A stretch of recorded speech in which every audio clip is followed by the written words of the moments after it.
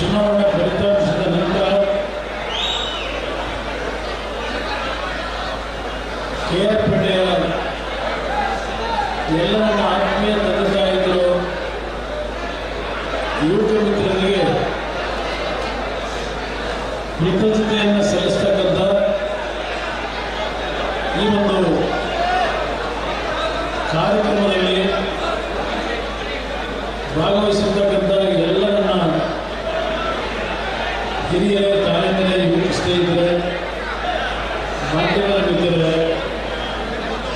ಹಾಗೂ ವೇದಿಕೆ ಮೇಲೆ ಈ ಒಂದು ಕಾರ್ಯಕ್ರಮದ ಪ್ರಮುಖ ವಿಭಾಗಗಳಾಗಿ ಬಹಳ ಅಚ್ಚುಕಟ್ಟಾಗಿ ಕಾರ್ಯಕ್ರಮವನ್ನು ನಿರ್ವಹಣೆ ಮಾಡಿರ್ತಕ್ಕಂಥ KR ಪೇಟೆ ವಿಧಾನಸಭಾ ಕ್ಷೇತ್ರದ ಶಾಸಕರು, ನನ್ನ ಆತ್ಮೀಯ ಸ್ನೇಹಿತರು ಆಗಿರ್ತಕ್ಕಂಥ ಮಂತ್ರಿಯವರೇ, ಮಾಜಿ ಸಚಿವರಾಗಿರ್ತಕ್ಕಂಥ ನಾರಾಯಣಗೌಡರೇ, ಸಾರಾಮಹೇಶ್ ಅವರೇ, ಮಾಜಿ ಶಾಸಕ ಮಿತ್ರಗಳಾಗಿರ್ತಕ್ಕಂಥ ಶ್ರೀರಂಗಪಟ್ಟಣದ ರವೀಂದ್ರ ಅವರೇ, ನಾಗಮಂಗಲದ ಸುರೇಶ್ ಅವರೇ, ಮಳವಳ್ಳಿಯ ಡಾಕ್ಟರ್ ಅನ್ನದಾನಿ ಅವರೇ ಹಾಗೂ ಸುರೇಶ್ ಬಾಬು ಅವರು ನಮ್ಮ ಶಾಸಕಾಂಗ ಪಕ್ಷದ ನಾಯಕರಾಗಿ ಇತ್ತೀಚೆಗೆ ನೇಮಕರಾಗಿರ್ತಕ್ಕಂಥ ಚಿಕ್ಕನಾಯಕನಹಳ್ಳಿ ವಿಧಾನಸಭಾ ಕ್ಷೇತ್ರದ ಮತ್ತೊಬ್ಬ ನನ್ನ ಆತ್ಮೀಯ ಸ್ನೇಹಿತರು ಆಗಿದ್ದಾರೆ ಸುರೇಶ್ ಬಾಬು ಅವರು ಈ ಕಾರ್ಯಕ್ರಮದಲ್ಲಿ ಭಾಗವಹಿಸಿದ್ದಾರೆ. ರಾಮಚಂದ್ರ ಅವರು ಮಂಡ್ಯದ ನಮ್ಮ ಪಕ್ಷದ ಅಭ್ಯರ್ಥಿಯಾಗಿದ್ದಂಥ ರಾಮಚಂದ್ರ ಅವರಿದ್ದಾರೆ. ಇತ್ತೀಚೆಗೆ ವಿಧಾನ ಪರಿಷತ್ತಿನ ಚುನಾವಣೆಯಲ್ಲಿ ಶಿಕ್ಷಕರ ಕ್ಷೇತ್ರದಿಂದ ಆಯ್ಕೆಯಾಗಿರ್ತಕ್ಕಂಥ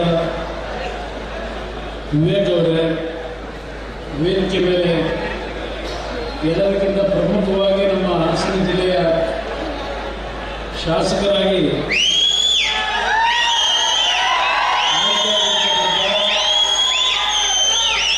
ಮತ್ತೊಬ್ಬ ಆತ್ಮೀಯ ಸ್ನೇಹಿತ ಸ್ವರೂಪ್ ಅವರೇ ಮತ್ತು ಚಂದ್ರಪಟ್ಟಣದ ಶಾಸಕ ಮಿತ್ರರಾಗಿರ್ತಕ್ಕಂಥ ಬಾಲಕೃಷ್ಣ ಅವರೇ, ಕುಪ್ಸ್ವಾಮಿ ಅವರೇ, ನಮ್ಮ ಮದ್ದೂರಿನ ಸ್ವಾಮಿ ಅವರೇ, ಜಿಲ್ಲಾ ಘಟಕದ ಅಧ್ಯಕ್ಷರಾಗಿರ್ತಕ್ಕಂಥ ರಮೇಶ್ ಅವರೇ, ಯಾರು ಅನ್ಯತಾ ಭಾವಿಸಬೇಡಿ, ಎಲ್ಲರ ಹೆಸರನ್ನ ಹೇಳಕ್ಕೆ ಹೋದರೆ ಮತ್ತಿನ್ನೊಂದು 15-20 ನಿಮಿಷ ಆಗಬೇಕಾಗ್ತದೆ.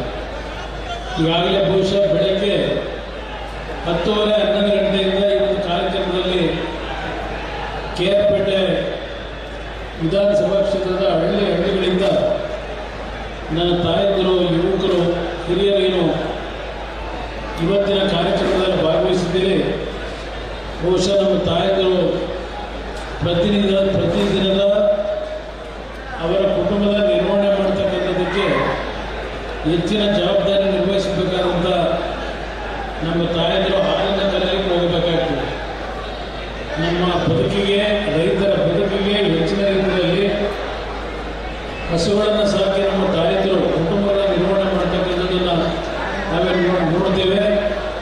4 ಗಂಟೆಯ ಸಮಯ ಆಗ್ತಾ ಇದೆ. ಅದರಿಂದ ಪ್ರಥಮವಾಗಿ ನಿಮ್ಮೆಲ್ಲರಲ್ಲಿ ಕ್ಷಮೆಗೆ ಕೋರ್ತಕ್ಕಂಥ ಜೊತೆಯಲ್ಲಿ ಇವತ್ತು ಈ ಒಂದು ಸ್ಥಾನದಿಂದ ನಾನು ತಮ್ಮೆಲ್ಲರನ್ನು ಉದ್ದೇಶಿಸಿ ಮಾತಾಡ್ತಾ ಇರ್ತಕ್ಕಂಥ ಒಂದು ಶಕ್ತಿಯನ್ನು ನಮ್ಮ ಪಕ್ಷಕ್ಕೆ ಮಾನ್ಯ ದೇವೇಗೌಡರಿಗೆ ನೀಡಿರ್ತಕ್ಕಂಥ ಮಂಡ್ಯ ಜಿಲ್ಲೆಯ ಎಲ್ಲ ನನ್ನ ಮತದಾರ ಬಂಧುಗಳು, ತಂದೆ ತಾಯಿಗಳಿದ್ದೀರಿ, ಯುವಕರೇನಿದ್ದೀರಿ, ನಿಮಗೆ ಮತ್ತೊಮ್ಮೆ ನನ್ನ ಕೃತಜ್ಞತೆಗಳನ್ನು ಈ ಒಂದು KR ಪೇಟೆಯ ಈ ಒಂದು ಕಾರ್ಯಕ್ರಮದಲ್ಲಿ ಪುನರುಚ್ಚಾರ ಮಾಡಲಿಕ್ಕೆ ಬಯಸ್ತಾ ಇದ್ದೀನಿ. ಈಗಾಗಲೇ ಮಂಡ್ಯದಲ್ಲಿ ಸಭೆಗಳಾಗಿದೆ. ಮೊನ್ನೆ ಹೋದ ವಾರ ಪಾಂಡವಪುರದಲ್ಲಿ ಅತ್ಯಂತ ದೊಡ್ಡ ಮಟ್ಟದ ಸಭೆ ಅಲ್ಲೂ ನಡೆದಿದೆ. ಇವತ್ತು ಮುಂದುವರೆದ ಭಾಗವಾಗಿ ಮಂಜಣ್ಣ ಅವರ ನೇತೃತ್ವದಲ್ಲಿ ಮತ್ತೆ ಇಲ್ಲಿ ಈ ಒಂದು ಕಾರ್ಯಕ್ರಮದ ಒಂದು ಕೃತಜ್ಞತೆಯನ್ನು ಸಲ್ಲಿಸ್ತಕ್ಕಂಥ, ಒಂದು ಜನತೆಗೆ ಗೌರವ ಸಲ್ಲಿಸ್ತಕ್ಕಂಥ ಕಾರ್ಯಕ್ರಮವನ್ನು ಅವರೇನು ಇವತ್ತು ಆಯೋಜನೆ ಮಾಡಿಕೊಂಡಿದ್ದಾರೆ. ಇವತ್ತು ನಾನು ಹೆಚ್ಚಿನ ವಿಷಯಗಳನ್ನು ಪ್ರಸ್ತಾಪ ಮಾಡಲಿಕ್ಕೆ ಹೋಗೋದಿಲ್ಲ. ಈ ಬಾರಿ ತಾಯಿ ಚಾಮುಂಡೇಶ್ವರಿಯ ಆಶೀರ್ವಾದ ಸಂಪದ್ಭರಿತವಾದ ರೀತಿಯಲ್ಲಿ ಕೆಲವು ಭಾಗದಲ್ಲಿ ದೊಡ್ಡ ಮಟ್ಟದಲ್ಲಿ ಮಳೆಯ ಅನಾಹುತಗಳಾಗಿರ್ಬೋದು. ಆದರೆ ವಿಶೇಷವಾಗಿ ನಮ್ಮ ಮಂಡ್ಯ ಜಿಲ್ಲೆಯ ಜನತೆಯ ಜೀವನದಲ್ಲಿ ಜೀವನಾಡಿಯಾಗಿರ್ತಕ್ಕಂಥ ಕಾವೇರಿಯ ಎಲ್ಲ ಜಲಾಶಯಗಳು ಸಂಪೂರ್ಣವಾಗಿ ಭರ್ತಿಯಾಗಲಾಗ್ತಕ್ಕಂಥ ನಿಟ್ಟಿನಲ್ಲಿ ಆ ತಾಯಿ ಚಾಮುಂಡೇಶ್ವರಿಯ ಆಶೀರ್ವಾದ ನಮ್ಮೆಲ್ಲರಿಗೆ ದೊರಕಿರ್ತಕ್ಕಂಥದ್ದು.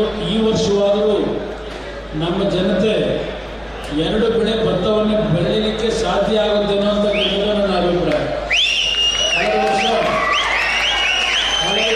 ಈ ಒಂದು ಜಿಲ್ಲೆಯ ಜನತೆಯ ನೋವುಗಳನ್ನು ಗಮನಿಸಿದ್ದೇವೆ.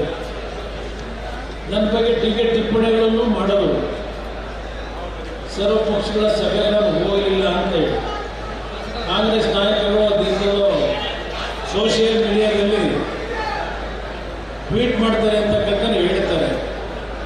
ನಾನು ಮಂಡ್ಯ ಜಿಲ್ಲೆಯ ಜನತೆಗೆ, ರಾಜ್ಯದ ಜನತೆಗೆ, ಮಾಧ್ಯಮದ ಸ್ನೇಹಿತರು ಕೊಟ್ಟಿದ್ದೀರಿ, ಮಾಧ್ಯಮದ ಸ್ನೇಹಿತರು ಸಹ ಇದ್ದೀರಿ. ಭಾನುವಾರದ ದಿನ ಸಭೆ ಕರೆದರು, ಸರ್ವ ಪಕ್ಷಗಳ ಸಭೆ ಅಂತ ಹೇಳಿ. ಸರ್ವ ಪಕ್ಷಗಳ ಸಭೆಯನ್ನು ಭಾನುವಾರ ಕರೆದು ಶನಿವಾರ ಬೆಳಗ್ಗೆನೇ 8,000 ಕ್ಯೂಸೆಕ್ಸ್ ನೀರನ್ನು ತಮಿಳುನಾಡಿಗೆ ಹರಿಸ್ತಕ್ಕಂಥ ಕೆಲಸ ಮಾಡಿ ನಮ್ಮಿಂದ ಸಲಹೆ ಪಡೆಯತಕ್ಕಂಥದ್ದು. ಈ ಸರ್ಕಾರ ಏನು ಸಲಹೆ ಪಡೆಯಲಿಕ್ಕೆ ಭಾನುವಾರ ದಿನ ನಮ್ಮ ಸಭೆ ಕರೆದರು. ಇದು ನಡೆದಿರ್ತಕ್ಕಂಥ ಘಟನೆ. ಪಾಪ ಕೆಲವು ಸ್ನೇಹಿತರುಗಳು ಹೇಳಿದ್ದಾರೆ, ಯಾವುದೋ ಬಾಡೂಟ ಮಾಡದೆ ಕುಮಾರಸ್ವಾಮಿ ದೊಡ್ಡದಾಗೋಯ್ತು, ಕಾವೇರಿ ನೀರಿನ ವಿಷಯದಲ್ಲಿ ಸಭೆಗೆ ಬರಲಿಲ್ಲ ಅಂತೇಳಿ. ನನಗೆ ಈ ಬಾರಿ ವಿಶ್ವಾಸ ಇತ್ತು, ಯಾಕೆಂದರೆ ನನ್ನ ಮೇಲೆ ಸವಾಲನ್ನು ಬೇರೆ ಹಾಕಿದ್ದಾರೆ. ನಾನು 2 ಕಾವೇರಿ ಪ್ರಾಧಿಕಾರದ ನಿರ್ವಹಣಾ ಒಂದು ಪ್ರಾಧಿಕಾರ ಏನಿದೆ, ಈ ಪ್ರಾಧಿಕಾರಗಳನ್ನು ಮುಂದಿನ 5 ವರ್ಷದಲ್ಲಿ ಕುಮಾರಸ್ವಾಮಿಯವರು ರದ್ದು ಮಾಡಬೇಕು, ಇದನ್ನು ಮಾಡಿಸ್ಬೇಕು. ರದ್ದು ಮಾಡಿ ಬಂದರೆ ಸೇವಕನಾಗಿರ್ತೀವಿ ಅಂತ ಕೈ ಜೋಡಿಸಿ ಮನವಿ ಮಾಡ್ತೀನಿ. ನಿಮ್ಮ ಸೇವೆ ಮಾಡ್ತಕ್ಕಂಥ ನನಗೆ ಅವಶ್ಯಕತೆ ಇಲ್ಲ. ನನ್ನನ್ನು ಈ ನಾಡಿನ ಈ ಒಂದು ಜಿಲ್ಲೆಯ ಜನತೆ ಬಡವರ ಸೇವೆಯನ್ನು ಮಾಡಲಿಕ್ಕೆ ನನ್ನನ್ನು ನೇಮಕ ಮಾಡಿದ್ದೀರಿ. ನಾನು ಮತ್ತೊಬ್ಬರ ಕೈಯಲ್ಲಿ ಸೇವೆ ಮಾಡಿಸ್ಕೊಳ್ತಕ್ಕಂಥದ್ದು ಅವಶ್ಯಕತೆ ಇಲ್ಲ. ಯಾಕೆಂದರೆ ಹಿಂದೆ ಎಲ್ಲ ಸೇವೆ ಮಾಡಿದ್ದು ನೋಡಿದ್ದೇನೆ, ಯಾವ ರೀತಿ ಸೇವೆ ಮಾಡಿದ್ದಾರೆ ನಮಗೆ ಅನ್ನೋದು ನಾನು ನೋಡಿದ್ದೇನೆ. ಅದರ ಅವಶ್ಯಕತೆ ನನಗಿಲ್ಲ. ಲಘುವಾಗಿ ಮಾತನಾಡೋದು ನಿಲ್ಲಿಸಿ ಅನ್ನೋದನ್ನು ಹೇಳಿ ಬಯಸ್ತೀನಿ.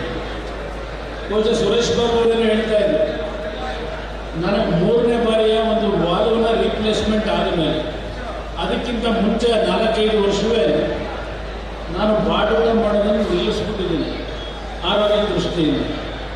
ನನಗೆ ಬಾಡೂಟ ಹೆಚ್ಚಲ್ಲ.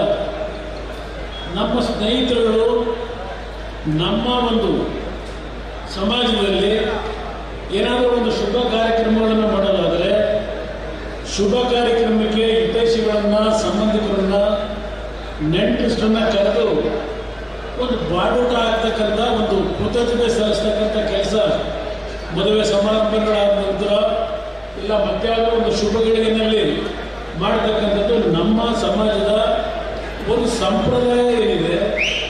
ಆ ಸಂಪ್ರದಾಯವನ್ನು ಇವತ್ತು ನಮ್ಮ ಶಾಸಕರು ಮಾಡಿದ್ದಾರೆ.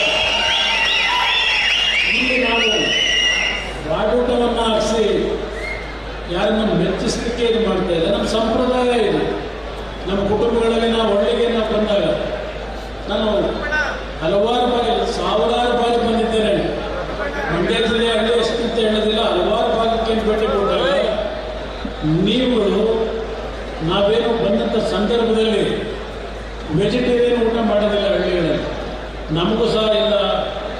ನಿಮ್ಮ ಶಕ್ತಿಯಾನುಸಾರ ಕುರಿಯನ್ನು ಕಡಿದು ಊಟ ಆಗ್ತಕ್ಕಂಥದ್ದು, ಇಲ್ಲಾಂದರೆ ಕೋಳಿನಾದರೂ ಇವತ್ತು ಊಟಕ್ಕೆ ಉಪಯೋಗ ಮಾಡ್ತಕ್ಕಂಥದ್ದು ನಿಮ್ಮ ಸಂಪ್ರದಾಯಗಳಲ್ಲಿ.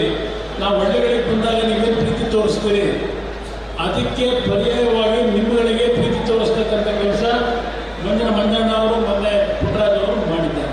ಇದೆಲ್ಲ ಒಂದು ಭಾಗ. ಇದಕ್ಕೆ ಜಾಸ್ತಿ ನಾನು ಮಾತಾಡಕ್ಕೆ ಹೋಗೋದಿಲ್ಲ. ನಾನು ಸಾಂಕೇತಿಕವಾಗಿ ಮುಂದೆ ಹೇಳಿದ್ದೇನೆ. ಆದರೆ ಒಂದು ಇವತ್ತಿನ ಕಾರ್ಯಕ್ರಮದಲ್ಲಿ ಕಳೆದ ಲೋಕಸಭೆಯ ಚುನಾವಣೆಯಲ್ಲಿ ನಾನು ಲೋಕಸಭೆಗೆ ನಿಲ್ಲಬೇಕು ಅಂತ ಇದ್ದವನಲ್ಲ. ಅದು ಎಲ್ಲಿಂದ ಇಲ್ಲಿಂದ ಎಲ್ಲಿಗೋ ಹೋಗಿ ಕೊನೆಗೆ ಶಕ್ತಿಪಡಿಸಿ ನನ್ನ ಕುತ್ತಿಗೆಗೆ ಬಂದಂಥದ್ದೇನಿದೆ. ಮಂಡ್ಯ ಜಿಲ್ಲೆಯ ಜನತೆ ಈ ಬಾರಿ ಕುಮಾರಣ್ಣ ಅವರನ್ನ ಏನಾದರೂ ನಾವು ಮಂಡ್ಯ ಜಿಲ್ಲೆಯ ಲೋಕಸಭಾ ಅಭ್ಯರ್ಥಿ ಮಾಡಿ ನಾವೆಲ್ಲ ಆಶೀರ್ವಾದ ಮಾಡಿದ್ರೆ ಈ ಜಿಲ್ಲೆಗೆ ಕುಮಾರಣ್ಣನಿಂದ ಏನಾದರೂ ಒಂದು ಅಲ್ಪ ಸ್ವಲ್ಪ ಅನುಕೂಲಗಳಾಗಬಹುದು ಅಂತಕ್ಕಂಥ ಒಂದು ನಿರೀಕ್ಷೆಯಿಂದ ನನಗೆ ಆಶೀರ್ವಾದ ಮಾಡಿದ್ದೀವಿ. ನಾನು ಈಗ ಕೇಂದ್ರದಲ್ಲಿ ಮಂತ್ರಿಯಾಗಿ ಸುಮಾರು 30-35 ದಿನಗಳು ಆಗಿದೆ. ಇವತ್ತು 2 ದೊಡ್ಡ ಖಾತೆಗಳು ಅಂತಕ್ಕಂಥದ್ದು ಹೊರನೋಟದಲ್ಲಿದೆ. ಆದರೆ 2 ಖಾತೆಗಳನ್ನು ನಿಭಾಯಿಸಬೇಕಾದರೆ ಬಹಳ ಸೂಕ್ಷ್ಮವಾದಂಥ ಒಂದು ಕಠಿಣವಾದಂಥ ಕೆಲಸ ಇದು. ಇವತ್ತು 2 ಬೃಹತ್ ಇಲಾಖೆಗಳನ್ನು ಗೌರವಾನ್ವಿತ ದೇಶದ ಪ್ರಧಾನಮಂತ್ರಿಗಳು ನರೇಂದ್ರ ಮೋದಿಯವರು ನನಗೆ ಇವತ್ತು ಈ ಒಂದು ಅವಕಾಶವನ್ನು ಕೊಡಲಿಕ್ಕೆ ಪ್ರಮುಖವಾದಂಥ ಕಾರಣ, ಈ ಬಾರಿ ರಾಜ್ಯದ ನಮ್ಮ ಹಳೆಯ ಕರ್ನಾಟಕದಲ್ಲಿ ಸನ್ಮಾನ್ಯ ದೇವೇಗೌಡರ 60 ವರ್ಷಗಳ ರಾಜಕೀಯ ಜೀವನ ಅವರಿಗೆ ಕೊನೆಯ ಹಂತದಲ್ಲಿ ಇರ್ತಕ್ಕಂಥವ್ರು. ಅವರ ರಾಜಕೀಯ ಸುದೀರ್ಘ ಜೀವನದಲ್ಲಿ ಯಾವ ನಮ್ಮ ಒಕ್ಕಲಿಗ ಸಮಾಜ ಅವರನ್ನು ಸುದೀರ್ಘವಾಗಿ ಶಕ್ತಿ ತುಂಬಿ ಬೆಳೆಸಿದ್ರೆ, ಅದೇ ರೀತಿಯ ಒಂದು ಶಕ್ತಿಯನ್ನು ಈ ಒಂದು ಚುನಾವಣೆಯಲ್ಲಿ ನಮ್ಮ ಜನತೆ ಈ ಒಂದು ಹಳೆ ಕರ್ನಾಟಕದ ಭಾಗದಲ್ಲಿ ತಾವೇನು ಆಶೀರ್ವಾದ ಮಾಡಿದ್ರೆ ಆ ಆಶೀರ್ವಾದಕ್ಕೆ ಗೌರವವನ್ನು ಸಲ್ಲಿಸಬೇಕು ಅಂತ ಹೇಳಿ ಈ 2 ಇಲಾಖೆಗಳನ್ನು ಕೊಟ್ಟಿದ್ದಾರೆ. ಈ 2 ಇಲಾಖೆಗಳು ನನಗೆ ದೊರಕಲಿಕ್ಕೆ ಕಾರಣ ಇಲ್ಲಿ ನಡೆದಿರ್ತಕ್ಕಂಥ ನಿಮ್ಮ ಶ್ರಮ. ಇದು ನಿಮ್ಮ ಶ್ರಮ. ನೀವು ಇವತ್ತೇನು ಮೊದಲನೇ ಹಂತದಲ್ಲಿ 14 ಲೋಕಸಭಾ ಕ್ಷೇತ್ರದಲ್ಲಿ 12 ಲೋಕಸಭಾ ಕ್ಷೇತ್ರದಲ್ಲಿ ನಮ್ಮ ಅಭ್ಯರ್ಥಿಗಳನ್ನು ಗೆಲ್ಲಿಸಿಕೊಟ್ಟಿದ್ದೀರಿ. ಅದನ್ನು ಗಮನದಲ್ಲಿಟ್ಟುಕೊಂಡೆ ಇವತ್ತು ನರೇಂದ್ರ ಮೋದಿಯವರು ಈ ಭಾಗದ ಜನತೆಗೆ ಗೌರವವನ್ನು ಕೊಡಬೇಕು ಅಂತಕ್ಕಂಥ ಹಿನ್ನೆಲೆಯಲ್ಲಿ ನೀವು ಪ್ರೀತಿಯಿಂದ ಬೆಳೆಸಿರ್ತಕ್ಕಂಥ ನಿಮ್ಮ ಕುಟುಂಬದ ಅಣ್ಣನೋ ತಮ್ಮನೋ ಅಂತಕ್ಕಂಥ ಭಾವನೆಯನ್ನು ನಾನು ಹೃದಯದಲ್ಲಿ ಇಟ್ಟುಕೊಂಡಿದ್ದೇನೆ, ನಿಮ್ಮ ಹೃದಯದಲ್ಲಿ ಇಟ್ಟುಕೊಂಡಿದ್ದೀರಿ. ಈ ಕೀರ್ತಿ ನಿಮಗೆ ಸಲ್ಲುತ್ತದೆ. ಇದು ನರೇಂದ್ರ ಮೋದಿಯವರು ನಿಮಗೆ ಕೊಟ್ಟಿದ್ದಾರೆ. ಇವತ್ತು ಅಷ್ಟೇ ಅಲ್ಲ, ಇವತ್ತು ಕೇಂದ್ರ ಸರ್ಕಾರದಲ್ಲಿ ಮತ್ತೆ ಪ್ರಮುಖ ತೀರ್ಮಾನಗಳನ್ನು ಮಾಡ್ತಕ್ಕಂಥ ಒಂದು ಅವಕಾಶವನ್ನು, ಜವಾಬ್ದಾರಿಯನ್ನು ನನಗೆ ನೀಡಲಿಕ್ಕೆ ಕಾರಣ ಅದು ಸಹ ನಿಮ್ಮ ಒಂದು ಆಶೀರ್ವಾದ ಅನ್ನೋದು ನಾನು ಬರಲಿಕ್ಕೆ ಸಾಧ್ಯ ಇಲ್ಲ. ಇವತ್ತು ಕೇಂದ್ರದಲ್ಲಿ 2 ಇಲಾಖೆಗಳನ್ನು ನಡೆಸ್ತಕ್ಕಂಥ ಜವಾಬ್ದಾರಿ ಅಷ್ಟೇ ಅಲ್ಲ, ಈ ದೇಶದ ಆರ್ಥಿಕವಾದ ಕಾರ್ಯಕ್ರಮಗಳನ್ನು ಯಾವ ರೀತಿಯಲ್ಲಿ ತರಬೇಕು ಅಂತಕ್ಕಂಥ ನಿಟ್ಟಿನಲ್ಲಿ ಒಂದು ಎಕನಾಮಿಕ್ ಅಫೇರ್ಸ್ ಕಮಿಟಿ ಅಂತಕ್ಕಂಥದ್ದೇನಿದೆ, ಆ ಕಮಿಟಿಯ ಒಬ್ಬ ಸದಸ್ಯನಾಗಿ ನನ್ನನ್ನು ನೇಮಕ ಮಾಡಿರ್ತಕ್ಕಂಥದ್ದು ಸಹ ಆ ಕೀರ್ತಿ ನಿಮಗೆ ಸಿಗಬೇಕು ಅನ್ನೋದನ್ನು ನಾನು ಬಯಸ್ತೀನಿ. ಅದರ ಜೊತೆಯಲ್ಲಿ ಯಾವೊಂದು ನೀತಿ ಆಯೋಗ ಅಂತಕ್ಕಂಥದ್ದು ರಚನೆ ಆಗಿದೆ. ಆ ನೀತಿ ಆಯೋಗದ ಅಧ್ಯಕ್ಷರು ಗೌರವಾನ್ವಿತ ಪ್ರಧಾನಮಂತ್ರಿಗಳು, ಅವ್ರ ಜೊತೆಯಲ್ಲಿ 3 ಜನ ಮೆಂಬರ್ಸ್ಗಳಿರ್ತಾರೆ ಮತ್ತು ಕೆಲವು ಕೇಂದ್ರದ ಮಂತ್ರಿಗಳನ್ನು ಆ ಒಂದು ಕಮಿಟಿಯಲ್ಲಿ ಏನು ನೇಮಕ ಮಾಡ್ತಾರೆ. ಈ ದೇಶದಲ್ಲಿ ಮುಂದಿನ ದಿನಗಳಲ್ಲಿ ಯಾವ ಯಾವ ಭಾಗಕ್ಕೆ ಏನೇನು ಕಾರ್ಯಕ್ರಮಗಳನ್ನು ಜಾರಿಗೆ ತರಬೇಕು ಅಂತಕ್ಕಂಥದ್ದು ಆ ನೀತಿ ಆಯೋಗದಲ್ಲಿ ತೀರ್ಮಾನಗಳಾಗುತ್ತೆ.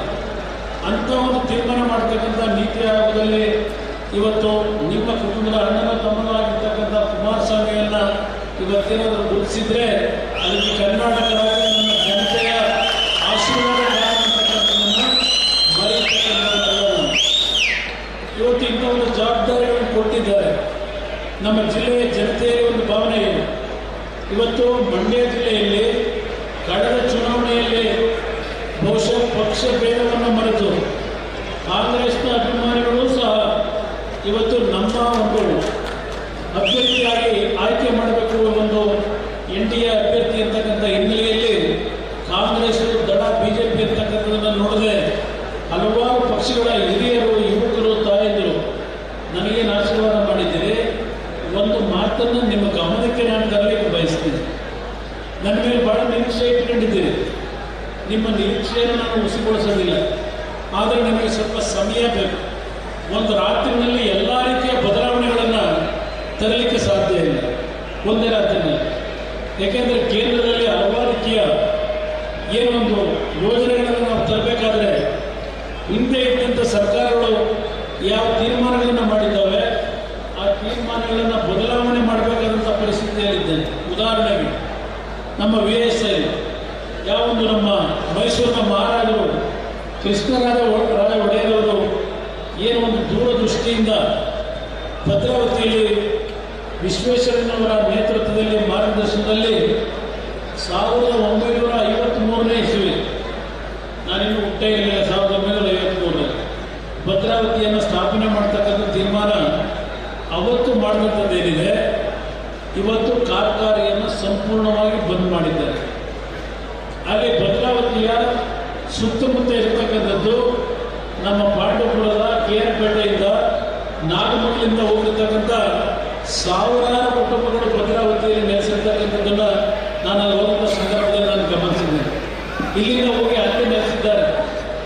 ಇವತ್ತು ಅಲ್ಲಿಯ ನನ್ನ ಜನತೆ ಏನಿದ್ದಾರೆ ಅವರು ಮಂಡ್ಯದಲ್ಲಿ ಹೆಚ್ಚಿನ ಸಂಖ್ಯೆಯಲ್ಲಿ ಇರ್ತಕ್ಕಂಥದ್ದು. ಆ ಕಾರ್ಖಾನೆಯನ್ನು ಪುನಶ್ಚೇತನಗೊಳಿಸಬೇಕು ಅಂತಕ್ಕಂಥ ನಿಟ್ಟಿನಲ್ಲಿ ಈಗಾಗಲೇ ಆ ಕಾರ್ಖಾನೆಗೂ ಭೇಟಿ ಕೊಟ್ಟಿದ್ದೇನೆ. ಈಗ ಕಾರ್ಖಾನೆ ಸಂಪೂರ್ಣ ಕ್ಲೋಸ್ ಮಾಡಿದ್ದಾರೆ. ಆದರೆ ಅದಕ್ಕೆ ಮತ್ತೆ ಮರುಜೀವ ಕೊಟ್ಟು ಮುಂದಿನ 50 ವರ್ಷಗಳ ಕಾಲ ಕಾರ್ಖಾನೆ ನಿರಂತರವಾಗಿ ನಡೆಯುವುದಷ್ಟೇ ಅಲ್ಲ, ಒಂದು 80,000 ಕುಟುಂಬಗಳ ಬದುಕಿಗೆ ಇವತ್ತು ದಾರಿಯಾಗಬೇಕು ಅಂತಕ್ಕಂಥದ್ದು ಒಂದು ತೀರ್ಮಾನವನ್ನು ಮಾಡಲಿಕ್ಕೆ ಪ್ರಯತ್ನ ಪಡ್ತಾ ಇದ್ದೇನೆ. ಅದಷ್ಟೇ ಅಲ್ಲ, ನಮ್ಮ HMTಯ ಕಾರ್ಖಾನೆ ಬಹುಶಃ ನಿಮ್ಮೆಲ್ಲರಿಗೂ ಗೊತ್ತಿದೆ. ನಮ್ಮ ಹಳ್ಳಿ ಏನಿತ್ತು HMTಯಲ್ಲಿ ತಯಾರಾಗ್ತಾ ಇದ್ದಂಥ ಒಂದು ವಾಚ್ಗಳೇನಿದೆ ದೇಶಕ್ಕೆ ಅದು ದೊಡ್ಡ ಮಟ್ಟದಲ್ಲಿ ಅವತ್ತು ಏನೋ ಒಂದು ಜನರ ಒಂದು ಆಕರ್ಷಣೆ ಇತ್ತು. 100ಕ್ಕೆ 90 ಭಾಗ ದೇಶದ ವ್ಯವಹಾರವನ್ನು ಆ ಒಂದು ವಾಚ್ ಫ್ಯಾಕ್ಟ್ರಿನಲ್ಲಿ ಸಂಪೂರ್ಣವಾಗಿ ಹಿಡಿತದಲ್ಲಿ ನಿಂತಿದ್ದರು. ಅಂಥ ಕಾರ್ಖಾನೆಯನ್ನು ಇವತ್ತು ಸಂಪೂರ್ಣವಾಗಿ ನಿಷ್ಕ್ರಿಯಗೊಳಿಸಿದ್ದಾರೆ. ಮೊದಲ ಒಂದು ಕಾಲದಲ್ಲಿ 13,000 ಕುಟುಂಬಗಳು ಬದುಕ್ತಾ ಇದ್ದಂಥ ಕಾರ್ಖಾನೆ ಆ ಒಂದು ಕಾರ್ಖಾನೆ. ಆ ಒಂದು ಕಾರ್ಖಾನೆಯಲ್ಲಿ ಲಾಭ ಏನು ಬರ್ತಾ ಇತ್ತು ಅವತ್ತಿನ ಕಾಲದಲ್ಲಿ 1970 ಸುಮಾರು 279 ಕೋಟಿ ರೂಪಾಯಿಗಳ ಲಾಭ ಪ್ರತಿ ವರ್ಷ. ಅಂಥ ಒಂದು ಕಾರ್ಖಾನೆ ಇವತ್ತು ಬದುಕಿದ್ರೆ ಇವತ್ತು 25-30 ಸಾವಿರ ಕೋಟಿ ಲಾಭ ಬರ್ತಕ್ಕಂಥ ಒಂದು ಸಂಸ್ಥೆ ಅದು. ಅವತ್ತಿನ ಹಣವನ್ನು ನಾವು ಲೆಕ್ಕ ಹಾಕಿದ್ರೆ 1970ನೇ ಇಸ್ವಿ ಹಣವನ್ನು.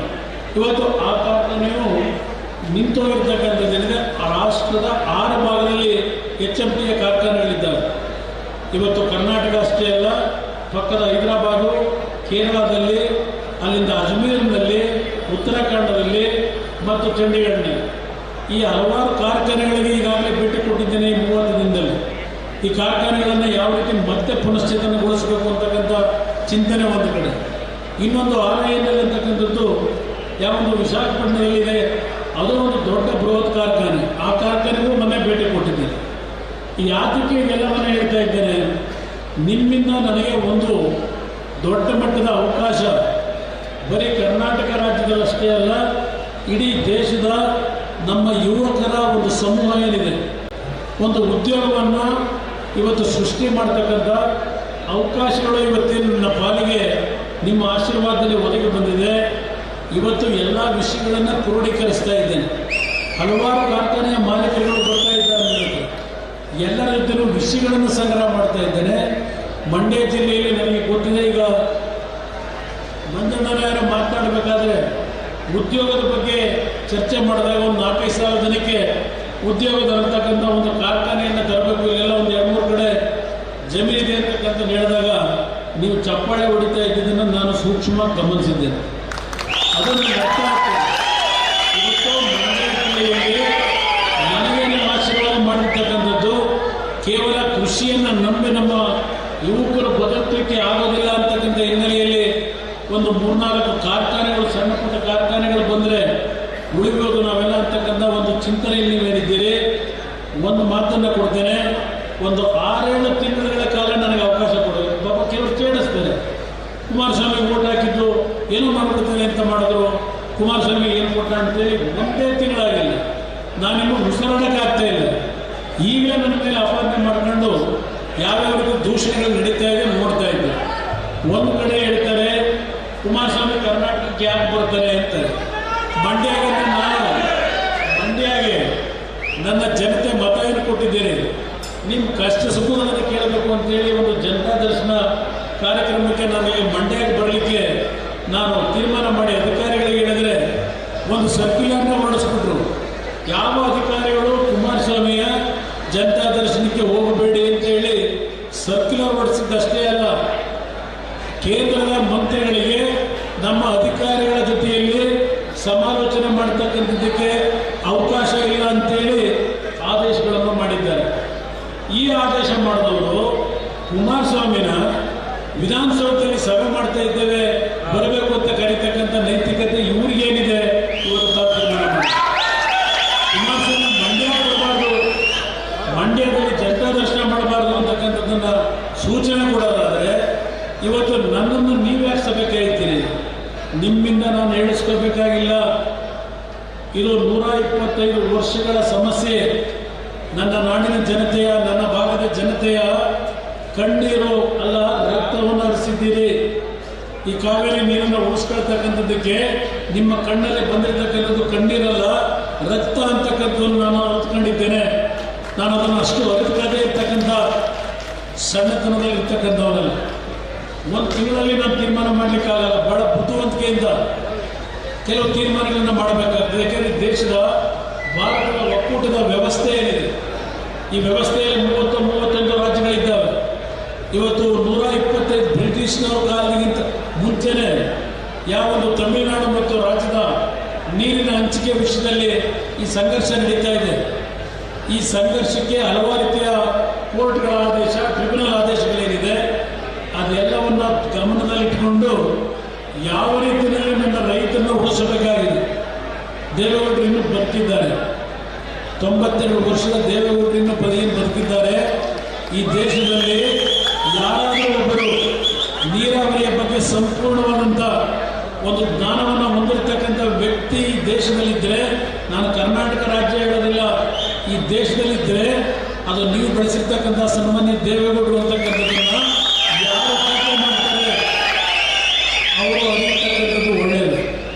ಬದುಕಿದ್ದಾರೆ ಮುಂದೆ ಇನ್ನೂ ಅವರು ಅವರ ಮಾರ್ಗದರ್ಶನದೊಂದಿಗೆ ಈ ನಿಮ್ಮ ಒಂದು ಆಶೀರ್ವಾದದಿಂದ ನನಗೆ ಏನೋ ಒಂದು ಶಕ್ತಿಯನ್ನು ತುಂಬಿದ್ದೇವೆ. ಜನತಾದಳ ಮುಗಿಸೇ ಇದ್ದೇವೆ.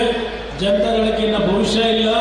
ಜನತಾದಳದಲ್ಲಿರ್ತಕ್ಕಂಥ ಕಾರ್ಯಕರ್ತರುಗಳು ನಮ್ಮನೆ ಬಂದ್ರಪ್ಪ, ಬನ್ನಿ ಭಾಗ ತೆಗೆದಿದ್ದೀವಿ ಅಂತ ಹೇಳಿದಂಥವ್ರಿಗೆ ಉತ್ತರವನ್ನು ಕೊಟ್ಟಿರ್ತಕ್ಕಂಥ ಪುಣ್ಯಾತ್ಮರು ನೀವುಗಳಿದ್ದೀರಿ. ಈ ಪಕ್ಷ ಉಳಿಸ್ಕೊಂಡಿದ್ದೀರಿ. ಈ ಒಂದು ಪಕ್ಷವನ್ನು ಉಳಿಸಿದ್ದೀರಿ. ಇವತ್ತು ಈ ಪಕ್ಷ ಉಳಿದಿದ್ದರೆ ನನ್ನ ರೈತರಿಂದ ಉಳಿದಿರ್ತಕ್ಕಂಥ ಪಕ್ಷ ಇದೆ, ನನ್ನ ತಾಯಂದಿರು ಉಳಿಸಿರ್ತಕ್ಕಂಥ ಪಕ್ಷ ಇದೆ. ಇದು ರೈತರಿಗೋಸ್ಕರಲೇ ಇವತ್ತು ಪಕ್ಷ ಈ ರಾಜ್ಯದಲ್ಲಿ ಉಳಿದಿರ್ತಕ್ಕಂಥದ್ದು. ಇದನ್ನು ನಾನು ಮರೆಯಲಿಕ್ಕೆ ಸಾಧ್ಯ ಇಲ್ಲ. ನಾವು ಬಂದಿರತಕ್ಕಂಥದ್ದು ರೈತ ಕುಟುಂಬದಲ್ಲೇ ಬಂದಿದ್ದೇವೆ. ಇವತ್ತು ಆ ಹಿನ್ನೆಲೆಯಲ್ಲಿ ಹೇಳ್ತಾ ಇದ್ದೇನೆ, ರಾಜ್ಯದಲ್ಲಿ ಇವತ್ತು ನೀವು ಕೊಟ್ಟಿರ್ತಕ್ಕಂಥ ಶಕ್ತಿ ನನಗೇನು ಕೊಟ್ಟಿದ್ದೀರಿ? ನನ್ನ ವೈಯಕ್ತಿಕವಾದಂಥ ಆಸೆ ಆಕಾಂಕ್ಷೆಗಳಲ್ಲ.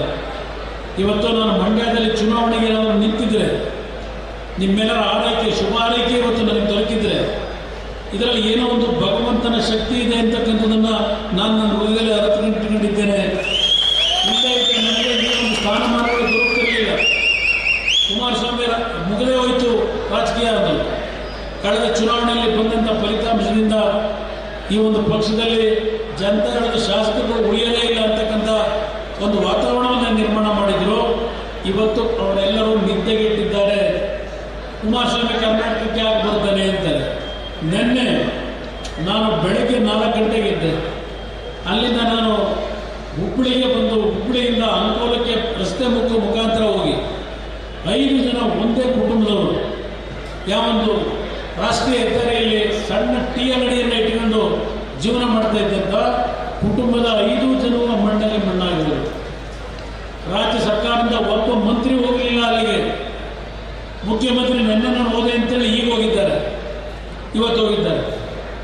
ಇವತ್ತು ನಾನು ಅಲ್ಲಿ ಹೋಗ್ತಕ್ಕಂಥ ನಿರ್ಧಾರ ಮಾಡಿದ್ರೆ, ಕಳೆದ ಬಾರಿ ಚುನಾವಣೆಯಲ್ಲಿ ನನಗೂ ಒಂದು ಬಾರಿ ಪೇಪರು ಪೆನ್ನು ಕೊಡಿ ಅಂತ ಕೇಳಿದ್ರು ನಿನ್ನೆಲ್ಲ ಈ ರಾಜ್ಯದ ಜನತೆಯಲ್ಲಿ. ಕೃಷ್ಣ ಅವರು ಮುಖ್ಯಮಂತ್ರಿ ಆದರು, ದೇವೇಗೌಡರು ಮುಖ್ಯಮಂತ್ರಿ ಆದರು, ಕುಮಾರಸ್ವಾಮಿ ಮುಖ್ಯಮಂತ್ರಿ ಆದರು. ನನಗೂ ಒಂದು ಬಾರಿ ಪೇಪರು ಪೆನ್ನು ಕೊಡಿ, ನನಗೂ ಒಂದು ಅಧಿಕಾರ ಕೊಡಿ ಅಂತಕ್ಕಂಥ ಕೇಳಿದಂಥ ವ್ಯಕ್ತಿ ಪಾಪ ಇಂಥ ಜನರ ಕಷ್ಟ ಸುಖ ಕೇಳಲಿಕ್ಕೆ ಹೋಗಿದ್ದಾರೆ. ನೋಡ್ತಾ ಇದ್ದೀರಿ ಯಾವ ರೀತಿ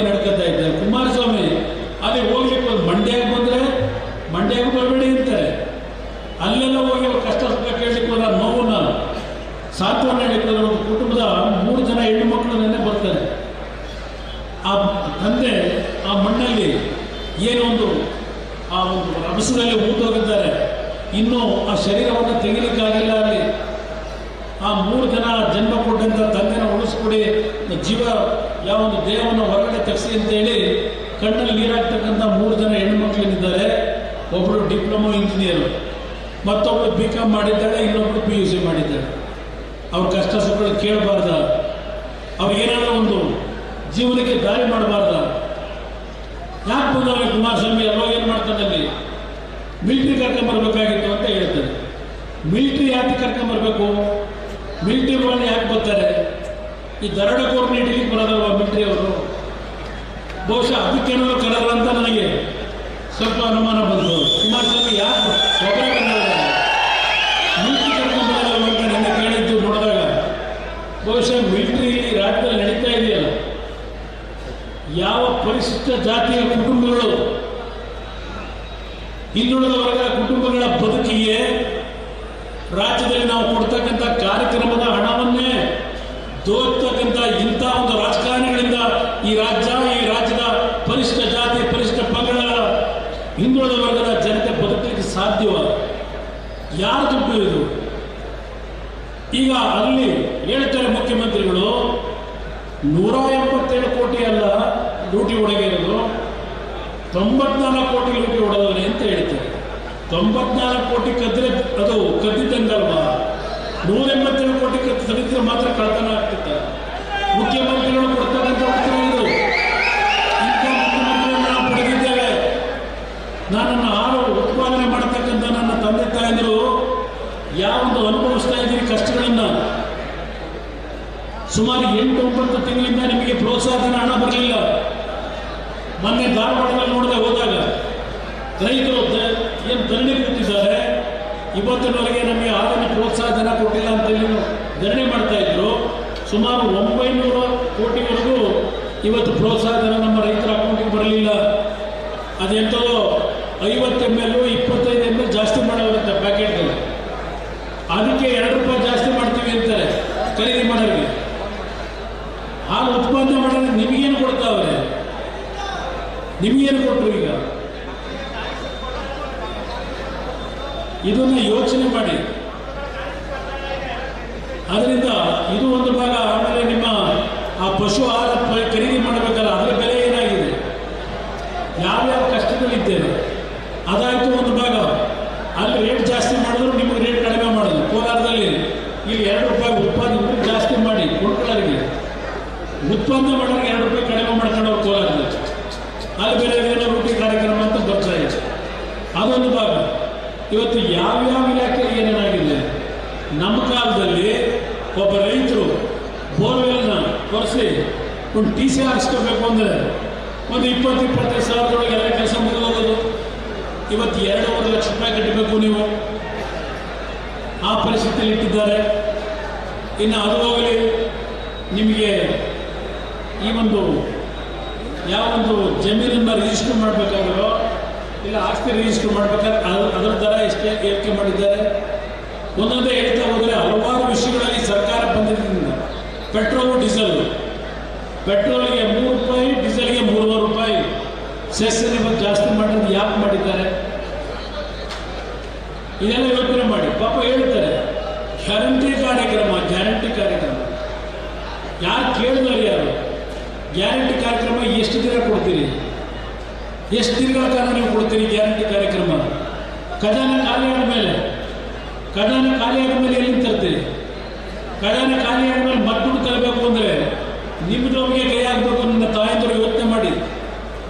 ಇವತ್ತು ನಿಮ್ಮ ಕುಟುಂಬದಲ್ಲಿ ಯಾರಾದರೂ ನಿಮ್ಮ ಮಕ್ಕಳು, ನಿಮ್ಮ ಕುಟುಂಬದ ವಾರಸುದಾರರು ಸಂಜೆ ಆ ಮದ್ಯದ ಅಂಗಡಿಗೆ ಹೋದರೆ ಮದ್ಯದ ಅಂಗಡಿಯ ಬಾಟ್ಲು ಬೆಲೆ ಇವತ್ತು ಎಷ್ಟು ಏರಿಕೆ ಮಾಡಿದ್ದಾರೆ?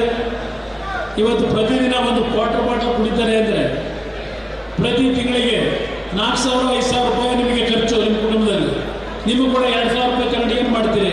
ಇಲ್ಲಿ 4,000 ರೂಪಾಯಿ ನಿಮ್ಮ ಜೋಬಿಗೆ ಕಿತ್ತಾಕೊಂಡು ಇದು ಈ ಸರ್ಕಾರ ನಡೀತಾ ಇರೋದು. ಅದೇ ನಾನು ಈ ರಾಜ್ಯದಲ್ಲಿ ಮುಖ್ಯಮಂತ್ರಿ ಇದ್ದಾಗ, ನಾನು ಗ್ರಾಮ ವಾಸ್ತವ್ಯಕ್ಕೆ ಬಂದಾಗ ನನ್ನ ತಾಯಂದಿರು ಆ ಹಿಂದೆ ಸಾರಾಯಿಯನ್ನು ಮಾರಾಟ ಮಾಡ್ತಾ ಇದ್ದು, ಸಾರಾಯಿಯನ್ನು ಸಂಪೂರ್ಣವಾಗಿ ಬಂದ್ ಮಾಡಬೇಕು ಅಂದರೆ ಆ ಒಂದು ಕೆಮಿಕಲ್ಗಳು ವಿಷಪ್ರಹಾರವಾಗ್ತಕ್ಕಂಥ ಒಂದು ಕೆಮಿಕಲ್ನ ಮಿಕ್ಸ್ ಮಾಡಿ ಏನು ಅವತ್ತು ಜನಗಳ ಒಂದು ಜೀವನದಿಂದ ಚೆಲ್ಲಾಟ ಆಡ್ತಾ ಇದ್ರು. ನಾನು 2006 ಮುಖ್ಯಮಂತ್ರಿ ಆದಾಗ ಸಂಪೂರ್ಣವಾಗಿ ಸಾರಾಯಿಯನ್ನ ಈ ರಾಜ್ಯದಲ್ಲಿ ನಿಷೇಧ ಮಾಡಿದಂಥದ್ದು ಇವತ್ತು ನಾನು ನೆನಪಿಸ್ಕೊಡ್ತೇನೆ. ಅದಷ್ಟೇ ಅಲ್ಲ, ಯಾವೊಂದು ಲಾಟ್ರಿಯ ವ್ಯಾಮೋಹದಲ್ಲಿ ಹಲವಾರು ಕುಟುಂಬಗಳು ಬೀದಿ ಪಾಲಾಗಿದ್ರು. ಈ ರಾಜ್ಯದಲ್ಲಿ ಎಲ್ಲ ರೀತಿಯ ಲಾಟ್ರಿಗಳನ್ನು ನಿಷೇಧ ಮಾಡ್ತಕ್ಕಂಥ ತೀರ್ಮಾನ ಮಾಡಿದೆ. ಎಲ್ಲ ರೀತಿಯ ಲಾಟ್ರಿಗಳನ್ನು ನಿಷೇಧ ಮಾಡ್ತಕ್ಕಂಥ ತೀರ್ಮಾನ ಮಾಡಿದ್ದು. ಈಗ ಶಾಸಕರುಗಳಾಗ್ತಾರೆ.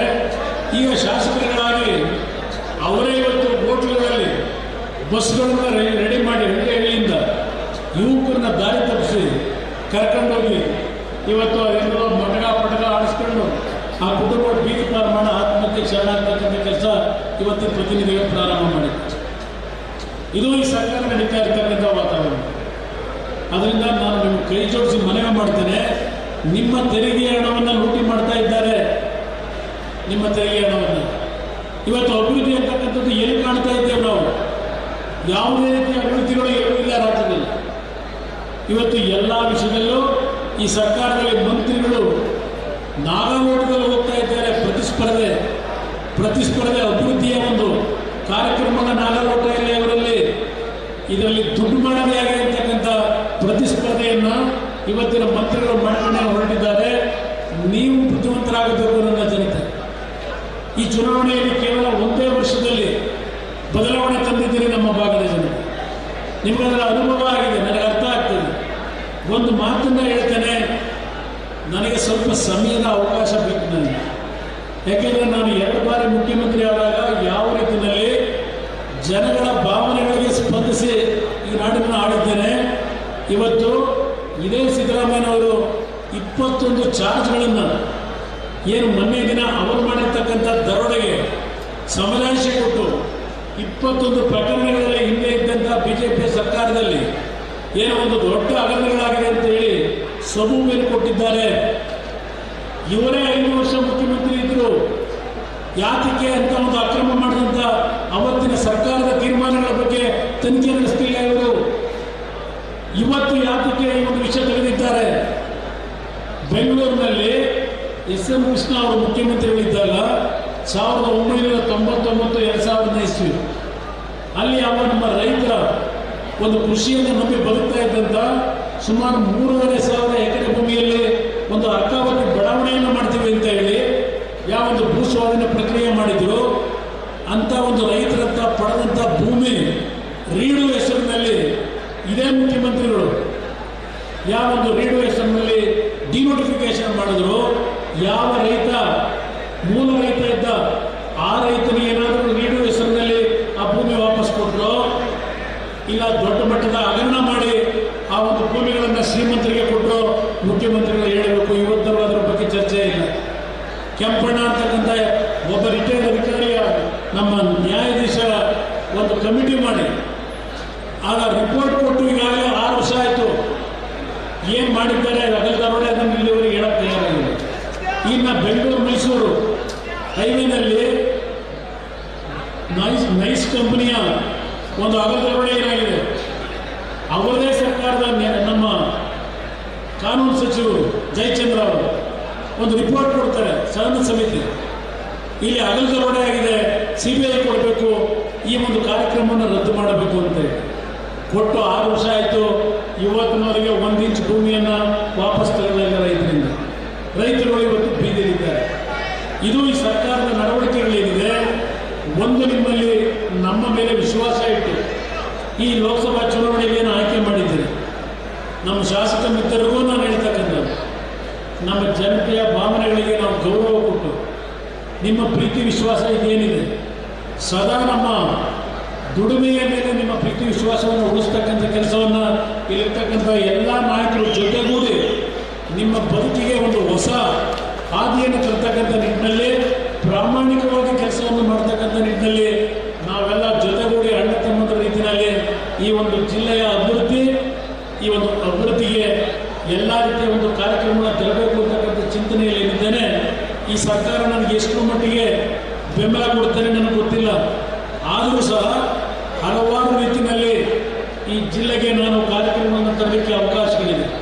ಶಕ್ತಿಯನ್ನು ನೀವು ಕೊಟ್ಟಿದ್ದೀರಿ. ನಿಮ್ಮ ಋಣವನ್ನು ತೀರಿಸ್ತಕ್ಕಂಥ ಕೆಲಸವನ್ನು ನಾನು ಯಾವುದೇ ಕಾರಣಕ್ಕೂ ನಿಮ್ಮ ನಿರೀಕ್ಷೆಯನ್ನು ಹುಸಿಗೊಳಿಸದೆ ಪ್ರಾಮಾಣಿಕವಾಗಿ ನಿಮ್ಮ ಮನೆಯ ಮಗನಾಗಿ ನಿಮ್ಮ ಕೆಲಸವನ್ನು ಮಾಡ್ತೇನೆ ಅಂತಕ್ಕಂಥ ಮಾತನ್ನು ಈ ಸಂದರ್ಭದಲ್ಲಿ ಹೇಳಿ KSPTಯ ಮತ್ತೊಮ್ಮೆ ನೀವು ನನಗೆ ಕೊಟ್ಟಿರ್ತಕ್ಕಂಥ ಶಕ್ತಿ ಯಾವುದೇ ರೀತಿಯ ನನ್ನ ವೈಯಕ್ತಿಕವಾದಂಥ ಬದುಕಿಗೆ ಅದನ್ನು ದುರುಪಯೋಗಪಡಿಸ್ಕೊಳ್ತಕ್ಕಂಥ ಪ್ರಶ್ನೆ ಇಲ್ಲ. ನೀವು ಕೊಟ್ಟಂಥ ಶಕ್ತಿಯನ್ನು ನಿಮಗೆ ಈ ನಾಡಿನ 6.5 ಕೋಟಿ ಜನತೆಗೆ ಆ ಶಕ್ತಿಯನ್ನು ದಾರಿ ಇರತಕ್ಕಂಥ ಕೆಲಸವನ್ನು ಅಭಿವೃದ್ಧಿಯ ಮುಖಾಂತರ ನಿಮ್ಮ ಋಣವನ್ನು ತೀರಿಸ್ತಕ್ಕಂಥ ಕೆಲಸವನ್ನು ಮಾಡ್ತೇನೆ ಅಂತಕ್ಕಂಥ ಮಾತನ್ನು ಹೇಳಿ ಈಗ ಶ್ರೀರಂಗಪಟ್ಟಣ ಅರಸೀಕೆರೆ ರೋಡ್ ಬಗ್ಗೆ ನಮ್ಮ ಮಂಜಣ್ಣ ಹಲವಾರು ಬಾರಿ ಹೇಳಿದ್ದಾರೆ.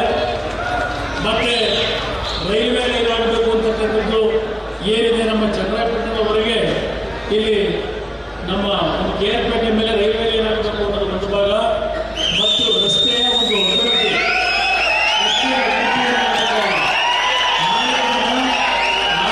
ಬಜೆಟ್ ಮಂಗಳವಾರ ದಿನ ಬಜೆಟ್ ಮಂಡನೆ ಆಗ್ತಾ ಇದೆ. ನಂತರ ಯಾವ್ಯಾವ ಇಲಾಖೆಯಲ್ಲಿ ಎಷ್ಟು ಹಣವನ್ನು ಕೊಡಬೇಕು ಅಂತಕ್ಕಂಥದ್ದು ತೀರ್ಮಾನಗಳಾಗುತ್ತೆ. ಈಗಾಗಲೇ ನಾನು ಗಡ್ಕರಿಯವರ ಜೊತೆನೂ ಮಾತನಾಡಿದ್ದೇನೆ, ರೈಲ್ವೆ ಸಚಿವರ ಜೊತೆನಲ್ಲೂ ಮಾತನಾಡಿದ್ದೇನೆ. ಸಮಗ್ರ ಅಭಿವೃದ್ಧಿ ಇವತ್ತು ಪ್ರತಿಯೊಂದು ಪಂಚಾಯತಿ ಮಟ್ಟದಲ್ಲಿ ಬೇರೆ ಬೇರೆ ರೀತಿಯಲ್ಲಿ ಯಾವ ರೀತಿ ಕಾರ್ಯಕ್ರಮವನ್ನು ತರಬೇಕು ಅನ್ನೋದಕ್ಕೂ ನನ್ನದೇ ಆದಂಥ ರೀತಿಯಲ್ಲಿ ಕೆಲವು ತೀರ್ಮಾನಗಳನ್ನು ಮಾಡ್ತಾ ಇದ್ದೇನೆ. ಅದರಿಂದ ಎಲ್ಲ ವಿಷಯಗಳನ್ನು ಸುದೀರ್ಘವಾಗಿ ನಾನು ಹೇಳಕ್ಕೆ ಹೋಗೋದಿಲ್ಲ. ಆದರೆ ಒಂದು ಮಾತು ಹೇಳ್ತೇನೆ, ಇವತ್ತು ಮಂಡ್ಯ ಜಿಲ್ಲೆ ಅಷ್ಟೇ ಅಲ್ಲ, ಇವತ್ತು ಇಡೀ ರಾಜ್ಯದ ಅಭಿವೃದ್ಧಿ, ಅದರ ಜೊತೆಗೆ ನೀವು ಕೊಟ್ಟಿರ್ತಕ್ಕಂಥ ಶಕ್ತಿ, ದೇವೇಗೌಡರ ಮಗನಾಗಿ ಅವರು ಪ್ರಧಾನಮಂತ್ರಿಗಳಾಗಿ ಇಡೀ ದೇಶದಲ್ಲಿ ಏನು ಹೆಸರು ಮಾಡಿದ್ರು, ಅದೇ ರೀತಿಯಲ್ಲಿ ನಿಮ್ಮ ಈ ಒಂದು ಕುಡಿ ಅಂತಕ್ಕಂಥದ್ದನ್ನು ನಾನು ಹೇಳ್ತೇನೆ. ನೀವು ನನ್ನನ್ನು ಬೆಳೆಸಿರ್ತಕ್ಕಂಥ ಜನ, ನಿಮ್ಮ ಗೌರವ ಇಡೀ ದೇಶದಲ್ಲೇ ಇವತ್ತು ಇಲ್ಲಪ್ಪ ಮಂಡ್ಯದಿಂದ ಒಬ್ಬ ಉತ್ತಮವಾದಂಥ ಲೋಕಸಭಾ ಸದಸ್ಯನ ಕಳಿಸಿದ್ರು ನಮ್ಮ ಮಂಡ್ಯ ಜಿಲ್ಲೆಗೆ ಹೆಸರನ್ನ ತರೋದಷ್ಟೇ ಅಲ್ಲ, ದೇಶದಲ್ಲಿ ಒಳ್ಳೆಯ ಕೆಲಸವನ್ನು ಮಾಡುತ್ತಾರೆ ಅಂತಕ್ಕಂಥ ನಿಮ್ಮಿಂದ ಹೇಳಿಸ್ಕೊಳ್ತಕ್ಕಂಥ ಒಂದು ಕಾರ್ಯಕ್ರಮಗಳನ್ನು ಪ್ರಾಮಾಣಿಕವಾಗಿ ತೆಗೆದುಕೊಂಡ ಮುಖಾಂತರ ನಿಮ್ಮ ಗೌರವವನ್ನು ಉಳಿಸ್ತಕ್ಕಂಥ, ನಿಮ್ಮ ಋಣವನ್ನು ತೀರಿಸ್ತಕ್ಕಂಥ ಕೆಲಸವನ್ನು ಮಾಡ್ತೀನಿ ಅಂತಕ್ಕಂಥ ಮಾತನ್ನು ಹೇಳಿ ನಿಮ್ಮೆಲ್ಲರಿಗೆ ಹೊಂದಿಸಿ 12 ಮಾತನ್ನು ನಾನು ಮುಗಿಸ್ತೇನೆ. ಮತ್ತೆ ಒಂದು ಭಾಳ ಜನ ನಾನು ಹೇಳೋದು ಮತ್ತೆ ಭಾಳ ಜನ ಆರ್ಥಿಕವಾಗಿ ಸಮಸ್ಯೆಗಳನ್ನು ಎದುರಿಸ್ತಾ ಇದ್ದೀರಿ. ನನ್ನ ಮುಂದೆ ಬರ್ತಕ್ಕಂಥವರು ಮನೆ ಬಿಟ್ಟೋಗಿದೆ ಅಂತೇಳಿ, ನಿವೇಶನ ಇಲ್ಲ ಅಂತೇಳಿ, ಉದ್ಯೋಗದ ಒಂದು ವಿಷಯದಲ್ಲಿ ಮತ್ತು ಮನೆಗಳ ನಿರ್ವಹಣೆಗೆ ಇರ್ತಕ್ಕಂಥ ತೊಂದರೆಗಳನ್ನು ಹೇಳ್ಕೊಂಡು ಬರ್ತೀರಿ. ಎಲ್ಲರ ಸಮಸ್ಯೆಗಳನ್ನು ಬಗೆಹರಿಸಲಿಕ್ಕೆ ಪ್ರಯತ್ನ ಪಡ್ತೇನೆ. ಬಲಗೈಯಲ್ಲಿ ಬಂದಿದ್ದು ಎಡಗೈಯಲ್ಲಿ ನಿಮಗೆ ಅದನ್ನು ಸಲ್ಲಿಸ್ತಾ